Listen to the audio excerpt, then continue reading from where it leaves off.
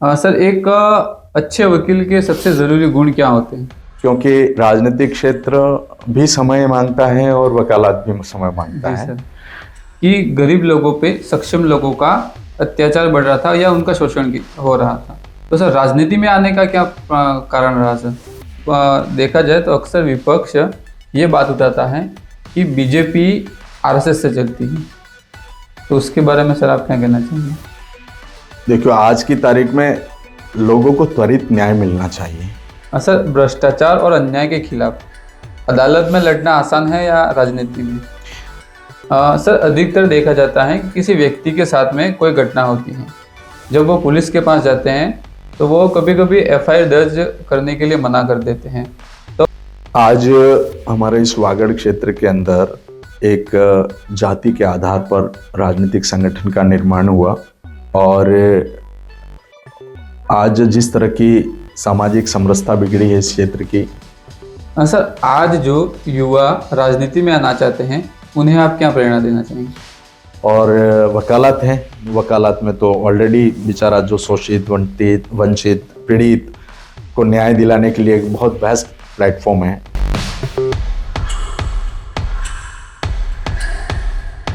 जब विचार स्पष्ट हो, नियत साफ हो और संगठन के प्रति समर्पण हो, तब व्यक्ति केवल पदों तक सीमित नहीं रहता बल्कि लोगों के दिल में अपनी जगह बनाता है। नमस्कार, मैं हूं Sandeep Kumar Joshi, founder the Sandeep show. आज हमारे साथ ऐसे ही एक अनुभवी एडवोकेट और कुशल नेतृत्वकर्ता उपस्थित हैं जिन्होंने भारतीय जनता पार्टी में जिला अध्यक्ष जैसे महत्वपूर्ण दायित्व को निभाया है और वर्तमान में वह उदयपुर शहर संगठन को दिशा दे रहे हैं। सर द संदीप शो में दिल की गहराइयों से सर आपका बहुत बहुत स्वागत है सर। धन्यवाद। सर सबसे पहले हम आपसे जानना चाहेंगे कि सर आपका बचपन कैसा था और बचपन की ऐसी कौन सी घटनाएं थी जो आज भी आपको आगे बढ़ने के लिए प्रेरित करती हैं सर? देखिए, ग्रामीण परिवेश में पले बढ़े और शुरू से ही एक प्रकार से अन्याय से लड़ने की परिवार में एक प्रकार का वातावरण और माहौल था।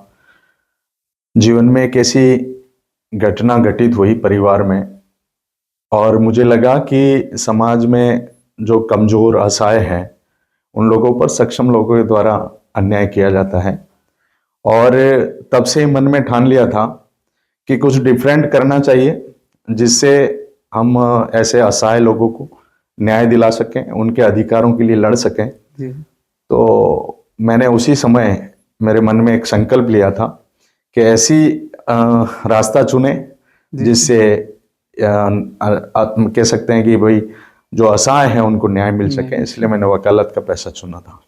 जी। सर आपका बचपन सर? मेरा बचपन गांव में ही, मैंने प्रारंभिक शिक्षा गांव से ही प्रारंभ की थी। इसके बाद पिताजी हमारे राजकीय सेवा में थे तो मैं भिन्न भिन्न शहरों में मेरे को पढ़ाई का अवसर मिला। मैं डूंगरपुर, उदयपुर और बांसवाड़ा में मेरा अध्ययन प्राइमरी, अपर प्राइमरी और सेकेंडरी और लॉ वगैरह सारा मैंने बांसवाड़ा से किया था। जी। सर एक शब्द में अगर वकालत को समझना हो तो उसकी परिभाषा क्या रहेगी? वकालत यदि एक शब्द में कहें तो एक प्रतिनिधित्व है किसी व्यक्ति के अधिकारों के लिए, उसके पक्ष को रखने के लिए। कह सकते हैं कि उसका रिप्रेजेंटेटिव, एक प्रकार से प्रतिनिधित्व शब्द उसका उपयोग कर सकते हैं। जी सर। कि किसी व्यक्ति के पक्ष को रखने के लिए उसका प्रतिनिधि के रूप में। जी। सर एक अच्छे वकील के सबसे जरूरी गुण क्या होते हैं? देखो, एक अच्छे वकील के लिए आवश्यक है कि वो एक तो ईमानदार हो और संवेदनशील हो। ये दोनों ही गुण उसमें विद्यमान होने चाहिए और विशेष करके एक अच्छे वकील के लिए आवश्यक है क्योंकि उसको अपने पक्षकार को न्याय दिलाने के लिए निरंतर उच्च न्यायालय और सर्वोच्च न्यायालय के निर्णयों का अध्ययन और कानून का ज्ञान होना आवश्यक है। इसलिए एक अच्छे वकील के लिए निरंतर अध्ययन भी एक महत्वपूर्ण पहलू है। जी। सर आपको अधिकतर से देखा जाता है कि आप अपने पेशे में भी सक्रिय रहते हैं और राजनीति में भी एकदम सक्रिय रहते हैं। तो सर आप दोनों चीज़ों का संतुलन कैसे बना के रखते हैं सर? देखो, ये बहुत चुनौतीपूर्ण कार्य है क्योंकि राजनीतिक क्षेत्र भी समय मांगता है और वकालत भी समय मांगता है। लेकिन मैंने शुरू से ही अपने समय का नियोजन इस तरीके से किया कि जब जब वकालत के क्षेत्र में मुझे वहां समय देने की आवश्यकता होती थी तो मैं पहले अपनी प्राथमिकताएं तय करता था जी राजनीतिक क्षेत्र और वकालत के दोनों में, कि मुझे लगता था कि आज मुझे न्याय क्षेत्र में मेरे पेशे से संबंधित विषय पर मुझे ज्यादा प्राथमिकता देने की आवश्यकता है, तो मैं पहले उस पक्ष को ध्यान में रखता था और जी। इसके बाद राजनीति में। पर मैंने शिद्दत के साथ वकालत में भी, अपने पेशे में भी और राजनीतिक क्षेत्र में भी बहुत ईमानदारी से, निष्ठा से काम किया, जिस वजह से दोनों क्षेत्रों में मैंने अपनी पहचान बनाई। जी सर, जैसे कि आपने बताया कि वकालत में आने का पीछे आपका ये उद्देश्य था कि गरीब लोगों पे, सक्षम लोगों का अत्याचार बढ़ रहा था या उनका शोषण हो रहा था। तो सर राजनीति में आने का क्या कारण रहा सर? संदीप जी, ईमानदारी से बताऊं तो मेरा राजनीतिक क्षेत्र में आने की कोई रुचि नहीं थी, न ही मुझे राजनीति पसंद थी, या कह सकते हैं कि ना मेरे कहीं पीढ़ी या अपने परिवार में या किसी तरह के कोई राजनीति से कोई ताल्लुकात नहीं था। लेकिन जब मैंने वकालत का पेशा चुना तो मेरी यहाँ कोई आइडेंटिटी नहीं थी। इस वजह से मैंने अपनी आइडेंटिटी को बनाने के लिए राजनीतिक क्षेत्र को चुना। और उस समय मैं 98 में जब वकालत के पेशे में आया था तो 2000 में पंचायत समिति के चुनाव हुए, और पंचायत समिति के चुनाव में उस समय आप वंडर करेंगे कि मेरे को यहाँ कोई नहीं जानता था, लेकिन मैं सीधे कनकमल जी कटारा साहब के पास गया और मैंने कहा कि घाटा गांव जो महतो का पारडा पंचायत समिति वार्ड है वो ओबीसी का वार्ड है और मेरी विचारधारा भारतीय जनता पार्टी से मिलती जुलती है, आप यदि टिकट देते हो तो मैं चुनाव लड़ना चाहता हूं। तो उन्होंने बड़ी विनम्रता से मुझे बिठाया और मेरे बैकग्राउंड के बारे में पता किया और मैं सौभाग्यशाली रहा कि भारतीय जनता पार्टी ने मुझे टिकट दिया और ऐसी कांग्रेस प्रतिबद्ध वार्ड से मैं जीत करके उस समय आया और राजनीति में मैंने शुरुआत की थी। जी, पंचायत समिति सदस्य बन गए सर। सर आज के दौर में एक सच्चे नेता की सबसे बड़ी पहचान क्या होनी चाहिए? देखो, आज के परिप्रेक्ष्य में देखें तो राजनीतिक क्षेत्र में एक नेता के लिए जरूरी है कि वो ईमानदार हो, संवेदनशील हो और जनता के बीच में रह करके उनके लिए, उनके अधिकारों के लिए, उनकी मांगों के लिए निरंतर वो लड़े। जी सर। सर आप पहले भी जिलाध्यक्ष रह चुके हैं, मतलब आपका कार्यकाल 2 बार का रहा जिलाध्यक्ष का। तो सर अक्सर राजनीति में एक पद या टिकट के लिए कई उम्मीदवार सामने आते हैं, लेकिन जब किसी एक को अवसर मिलता है तो बाकी उम्मीदवार असंतुष्ट हो जाते हैं। ऐसे हालात में आप उनसे तालमेल और संतुलन कैसे बनाए रखते हैं? देखिए संदीप जी, राजनीतिक क्षेत्र में सब लोग महत्वाकांक्षा लिए होते हैं और ऐसी परिस्थितियां भी पैदा होती है कि एक पद के लिए अनेक उम्मीदवार आते हैं या प्रत्याशी खड़े हो जाते हैं। ऐसी स्थिति में निर्णायक की भूमिका में होने की वजह से जो भी उस स्थान पे होता है उनको तय करना होता है कि कौन आदमी सक्षम है, कौन जनता में ग्राही है, स्वीकार्य है और जनता के प्रति या जनता उसके प्रति कितनी प्रतिबद्ध है। इन चीज़ों को ध्यान में रह करके एक कोई टिकट देना होता है। लेकिन एक अच्छे लीडर का गुण होता है कि वो जो शेष जो रहते हैं वो भी उस संगठन के या पार्टी के अपने कार्यकर्ता वर्कर होते हैं, उनको भी बड़े विश्वास के साथ हम लोग दिलासा दिलाते हैं कि भाई एक पद के लिए एक ही व्यक्ति को चुना जाता है। आने वाले समय में जब भी कोई दूसरे अवसर होंगे तो निश्चित रूप से योग्यता और उसकी क्षमता के आधार पे उसको हम आगे बढ़ाने का काम करते हैं। और वो तभी संभव है, वो तभी सामंजस्य से बैठ सकता है जब आपकी कार्यप्रणाली और आप पे उनका विश्वास हो। तो मैंने तो सदैव मेरे राजनीतिक जीवन में मैंने देखा है कि मैंने ऐसे तमाम अवसरों में मेरे जो छूट गए थे ऐसे तमाम कार्यकर्ताओं को मैंने विश्वास में रख करके आगे आने वाले समय में उनको उचित अवसर, उचित मंच पर उनका प्रतिनिधित्व दिया है। जी सर, अगर अक्सर अपन देखा जाए तो अक्सर विपक्ष ये बात उठाता है कि बीजेपी आरएसएस से चलती है, तो उसके बारे में सर आप क्या कहना चाहेंगे? देखिए, ऐसा है कि भारतीय जनता पार्टी संघ से नहीं चलती। जी। ऐसा है, संघ अपने आप में एक अद्भुत संगठन है जो हिंदू समाज को संगठित करके हिंदू समाज के रक्षा के लिए बना हुआ है और निरंतर राष्ट्र प्रथम को आगे रख करके संघ काम करता है। जी। एक बात अलग है कि भारतीय जनता पार्टी में संघ के स्वयंसेवक हैं, इसलिए लोगों की ऐसी धारणा है कि भारतीय जनता पार्टी और संघ एक ही है, लेकिन एक संघ पवित्र संगठन है, एक सामाजिक संगठन है और भारतीय जनता पार्टी एक राजनीतिक संगठन है। जी। सर, आप बीजेपी और कांग्रेस की राजनीति में आपको सबसे बड़ा अंतर कहाँ दिखता है? बीजेपी और कांग्रेस की कह सकते हैं कि दोनों के विचार बिल्कुल भिन्न हैं, इसलिए कांग्रेस और बीजेपी में बहुत गहरा अंतर है। भारतीय जनता पार्टी राष्ट्र को प्रथम रख करके काम करती है और कांग्रेस में उस चीज की कमी है। जी सर। सर, अपन अब न्याय व्यवस्था पे बात करते हैं। सर, न्याय व्यवस्था में सुधार की सबसे बड़ी जरूरत क्या है सर? देखियो, आज की तारीख में लोगों को त्वरित न्याय मिलना चाहिए। जी। जिस तरीके से हमारी न्यायिक व्यवस्था या न्याय प्रणाली में निरंतर सुधार हो रहे हैं कि त्वरित न्याय मिल सके लोगों को, क्योंकि अभी बहुत सारे मुकदमे लोअर कोर्ट से लगा करके हाई कोर्ट और सुप्रीम कोर्ट तक पेंडेंसी है। जी। और इस वजह से वास्तव में समय पर न्याय नहीं मिलता है। तो त्वरित न्याय के लिए मैं कहूँगा कि त्वरित न्याय जरूरी है।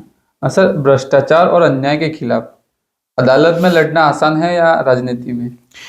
देखिए, भ्रष्टाचार और अन्याय के खिलाफ लड़ने के लिए ये दोनों ही प्लेटफॉर्म महत्वपूर्ण है। जी सर। अन्याय होने के बाद आप न्यायालय में जाएंगे तो न्याय मिलेगा, लेकिन राजनीतिक क्षेत्र में अन्याय न हो उसके लिए व्यवस्था करने का आपके पास अथॉरिटी है।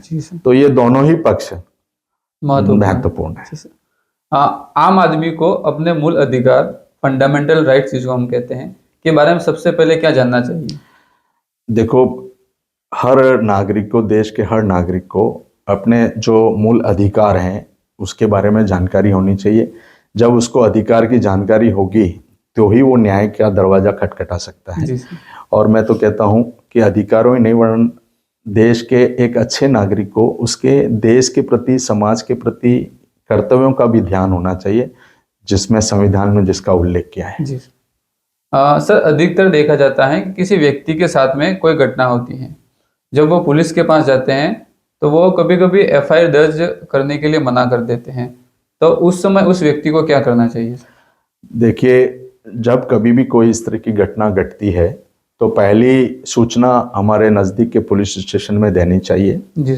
मैं समझता हूँ कि पुलिस संवेदनशील है, वो आपकी प्राथमिकी दर्ज करती है। किसी कारण से नहीं करती है तो हमको इसके लिए कानून में व्यवस्था है कि हम अपनी उस कंप्लेंट को पुलिस अधीक्षक जो जिला मुख्यालय पर बैठते हैं उनके समक्ष अपनी लिखित में शिकायत दर्ज करानी चाहिए।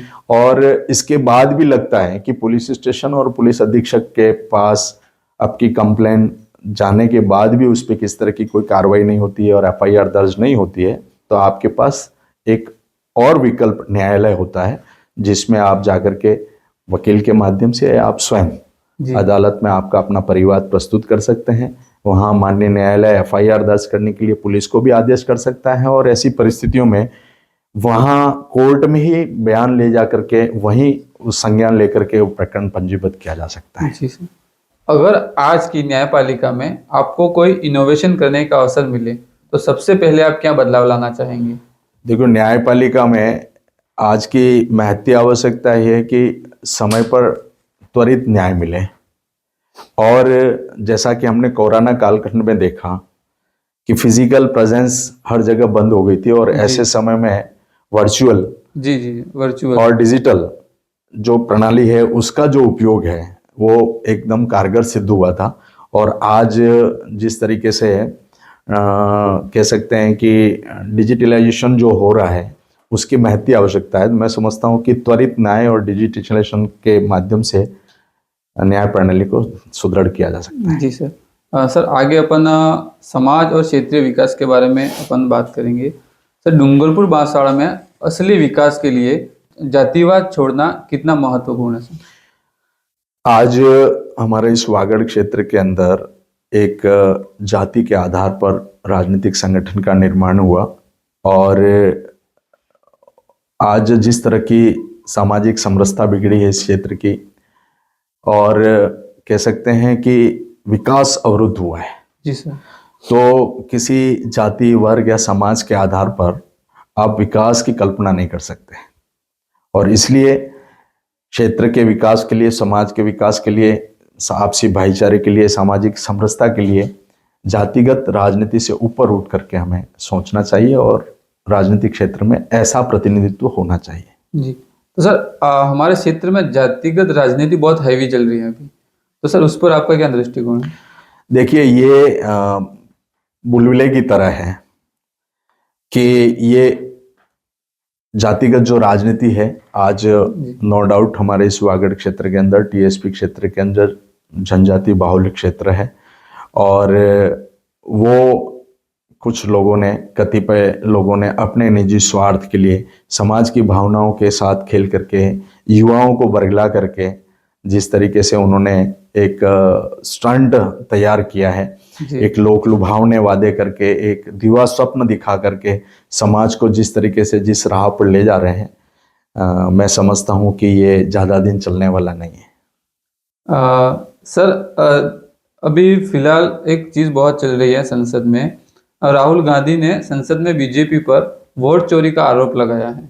वोट चोर गद्दी छोड़, उस पर सर आपका क्या दृष्टिकोण है? देखिए, विपक्ष का आरोप लगाना एक परंपरा रही है, और विपक्ष के नाते, विपक्ष के नेता के नाते राहुल गांधी जी वोट चोर गद्दी छोड़ का नारा जो दे रहे हैं उसमें कोई सच्चाई नहीं है जी।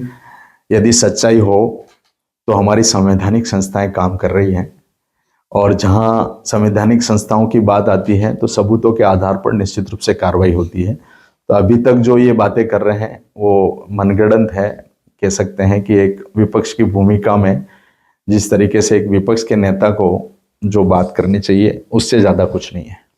तो सर जैसे कि आपने बताया कि अगर सबूत के आधार पर संवैधानिक सारी चीज़ें हैं तो उस पर भी वो सबूत पेश कर सकते हैं, लेकिन विपक्ष का साथ में ये भी आरोप है कि लोकतांत्रिक संस्थाओं पर दबाव बढ़ाया जा रहा है, तो एक एडवोकेट के रूप में आप इसे कैसे देखते हैं? देखो, ये भी राजनीति से प्रेरित है। किसी तरीके का कोई भी सरकार संवैधानिक संस्थाओं पे दबाव नहीं बना सकती। मैं समझता हूँ कि जैसा कि विपक्ष बार बार आरोप लगाता है कि संवैधानिक संस्थाएं सरकार के अधीन है और उसका दुरुपयोग करती हैं, तो मैं समझता हूँ कि एक स्टेट में चुनाव भारतीय जनता पार्टी जीतती है, वहाँ आरोप लगाते हो कि वहाँ वोट चोरी हुई या संवैधानिक संस्थाओं का दुरुपयोग किया गया। जहाँ विपक्ष जीतता है वहाँ ये आरोप क्यों नहीं लगाते हैं जी। इसलिए ये सिर्फ एक प्रकार से निराधार आरोप है कि संवैधानिक संस्थाओं का सरकार दुरुपयोग करती है।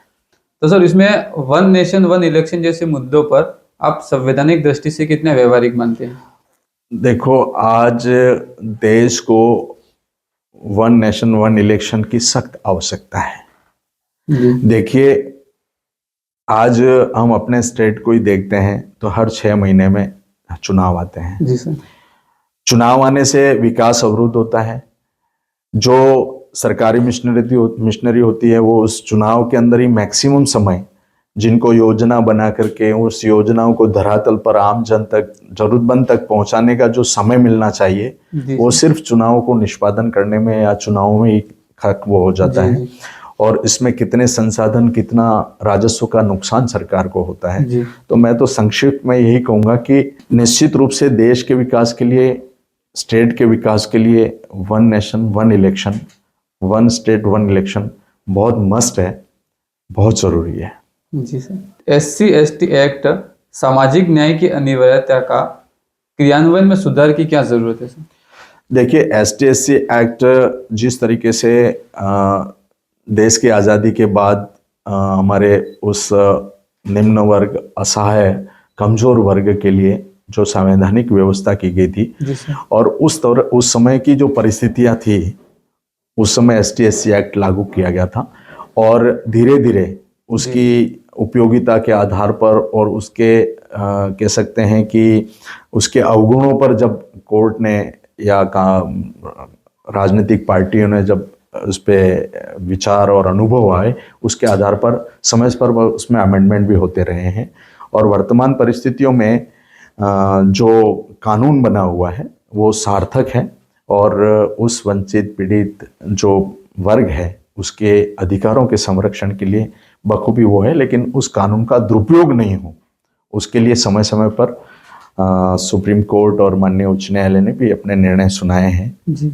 उसका बहुत सी बार विरोध भी हुआ है, उसकी गलत व्याख्या करके समाज में अशांति और अराजकता का वातावरण बनाने की भी कोशिश की है। लेकिन मैं समझता हूँ कि आज की परिस्थितियों में जो ST/SC एक्ट है वो उस वर्ग के हितों की रक्षा करने के लिए माकूल और पर्याप्त है। पर सर जब जाति के लोग जब इसका दुरुपयोग करते हैं और ये साबित होता है कि इन्होंने वास्तविक में इस एक्ट का दुरुपयोग किया है, तो क्या सर इनके लिए कोई दंड की व्यवस्था है सर उसमें? ऐसा एक कानून में पर्टिकुलर इसी ऑफेंस के लिए नहीं या इसके लिए ही नहीं, कोई भी कंप्लेनेंट यदि गलत तरीके से कार्रवाई करता है तो निश्चित रूप से उसमें दंड का प्रावधान कर रखा है। यदि आपकी शिकायत झूठी पाई जाती है तो उसमें न्याय में दंड का प्रावधान कर रखा है। जी सर। सर आज जो युवा राजनीति में आना चाहते हैं उन्हें आप क्या प्रेरणा देना चाहेंगे? मैं समझता हूं कि भारत हमारे युवाओं का देश है और युवाओं का हर क्षेत्र में प्रतिनिधित्व आवश्यक है, उतना ही राजनीतिक क्षेत्र में भी बहुत आवश्यक है। जी। मैं समझता हूं कि युवाओं को, क्योंकि लोग राजनीति को हाय दृष्टि से देखते हैं जी। और अच्छे लोग यदि राजनीति से दूर भागेंगे तो फिर राजनीति में तो बुरे लोग ही रह जाएंगे। जी। इसलिए आज समय की मांग है कि हमारा देश का युवा राजनीति में निश्चित रूप से उसको प्रतिनिधित्व करना चाहिए। हाँ, लेकिन मैं यहाँ यही कहूँगा कि राजनीति में अपने स्वार्थ के लिए नहीं, बाकी सेवा के भाव से यदि हमारा युवा आता है तो निश्चित रूप से राजनीतिक क्षेत्र में भी अच्छे लोग आएंगे और राष्ट्र को इसका बहुत बड़ा फायदा होगा। एक युवा कैसे शुरुआत कर सकते हैं सर?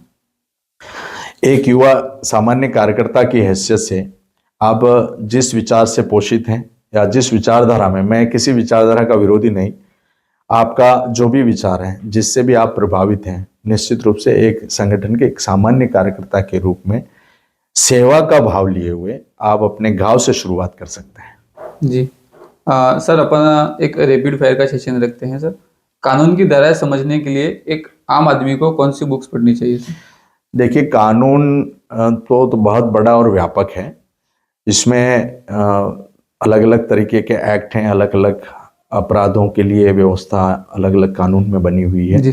इसलिए मैं समझता हूं कि एक सामान्य नागरिक को IPC यदि वो समझता है कि इर्द गिर्द अपने छोटे मोटे जो अपराध होते हैं उसके बारे में यदि वो जानना चाहता है तो अभी उस IPC को BNS भारतीय न्याय संहिता के रूप में जाना जाता है, उसका अध्ययन करना चाहिए और संविधान का अध्ययन करना चाहिए जिसमें अपने मूल अधिकार और कर्तव्यों के बारे में भी जानकारी मिलती है हमें। आपके जीवन में सबसे प्रेरणादायक व्यक्ति कौन रहा सर? मेरे जीवन में वह हर संघर्षशील अभावों में जीने वाला व्यक्ति जिसने अभावों में रह करके संघर्ष करके जो मुकाम हासिल किए हैं, ऐसे तमाम व्यक्ति मेरे जीवन के लिए प्रेरणादायी है। जी सर। जनता की सेवा वकालत से आसान या राजनीति से? देखो, जनता की सेवा दोनों क्षेत्र से संभव है। राजनीति में भी हम सेवा भाव से यदि राजनीति करते हैं तो मैं समझता हूँ इससे बड़ा कोई विकल्प नहीं है हमारे पास।